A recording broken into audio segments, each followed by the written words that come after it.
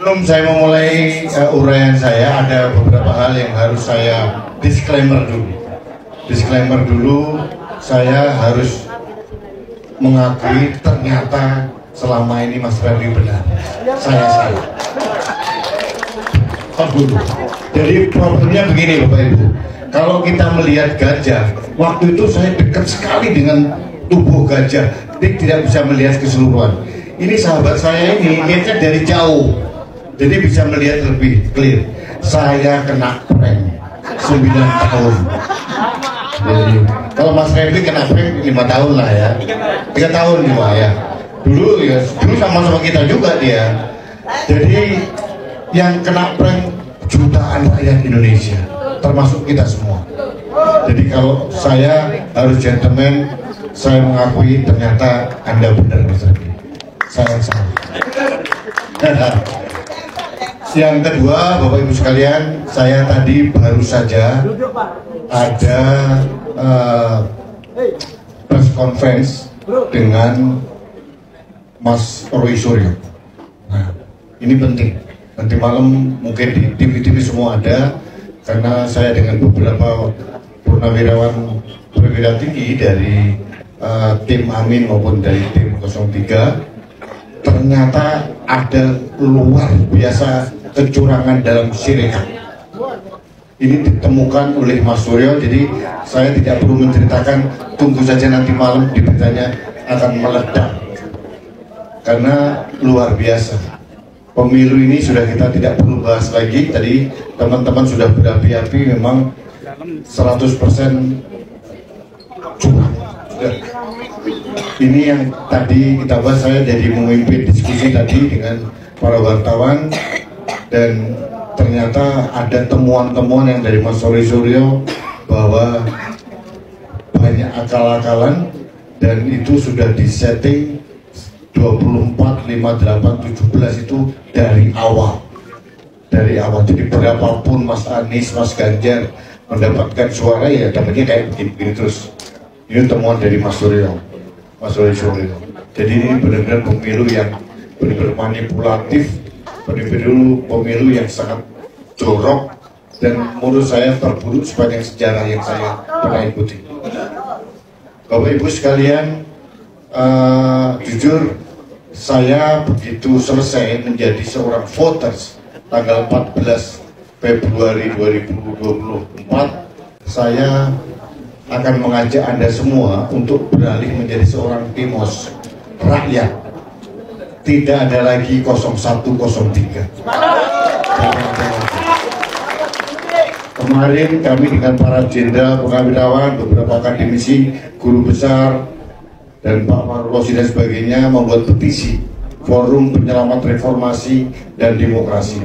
Yang kita pertaruhkan bukan Anies, bukan Ganjar, bukan siapapun, tapi negara ini sedang digadaikan, negara ini sedang diobrak-abrik luar biasa. Nanti Mas Refli sebagai ahli tata negara bisa melihat. Coba bayangkan, orang yang dipecat hari ini naik pangkat jadi bintang 4. Coba.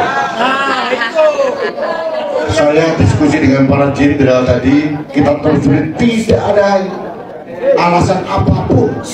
Artinya presiden ini memang merajalela seenak sendiri dan ugal-ugalan dalam mengelola negara ini. Jadi artinya Bapak Ibu sekalian, memang harus ada mekanisme secara serentak, simultan di berbagai tempat di bidang kita masing-masing. Saya, Mas Refli, akan bersuara di ruang publik seperti biasa, secara sendiri-sendiri mewawancara teman-teman partai politik, biarlah bergerak. Tolong jangan seujon dengan partai politik, karena saya dengar dari 01 sudah ada konsolidasi partai politik, 03 pun sudah ada konsolidasi, dan semua sepakat bulat untuk angket. Jadi, marilah sekarang daripada teriak-teriak saling berantem di antara kita bersinergi antara partai, rakyat, dan seluruh kekuatan yang ada untuk menjatuhkan yang namanya Jokowi dengan cara apapun, dengan cara konstitusional. Jadi bagi saya tidak perlu lagi mengecam siapa-siapa. Kalau mau bergerak saja, tapi tolong Jangan pakai 01, 03. Jangan, itu melemahkan kalian. Itu Anda akan dianggap sebagai barisan sakit hati. Bergeraklah sebagai rakyat. Jadi ada rakyat, ini rakyat kita. Dan bukan untuk kita sekarang loh, untuk anak cucu kita. Bagaimana negara dikelola seperti sekarang ini luar biasa jahanam menurut saya. Jadi harus kita lawan dengan berbagai cara. Tapi kita melawan dengan cara yang cerdas, bukan cara yang kasar. Ya, kita bukan mereka dengan menggunakan segala cara. Ada aturan-aturan yang sudah ada, harus kita ikuti dan semua komponen harus kita lakukan bersama-sama. Jangan terpecah-pecah. Satu hal lagi, nanti suatu saat Bapak Ibu harus tahu akan ada upaya dari siapapun untuk memecah belah pendukung 0103. Pasti waspada, itu yang akan dilakukan. Jadi yang pertama adalah konsolidasi dan jangan lagi bicara 0103. Saat ini yang perlu paling urgent adalah menyelamatkan Indonesia, itu saja. Jadi kalau masalah diskualifikasi dan sebagainya, oke, kita dorong. Yang jelas beberapa kelompok sudah bergerak, angket sudah bergerak, gugatan ke MK mungkin sudah bergerak, itu dengan tahapan-tahapan. Tapi kita harus mempunyai bukti yang nyata. Tidak mudah, kita melawan bukan manusia ini, melawan monster, ya, melawan alien. Jadi harus dengan cara-cara yang lebih cerdas.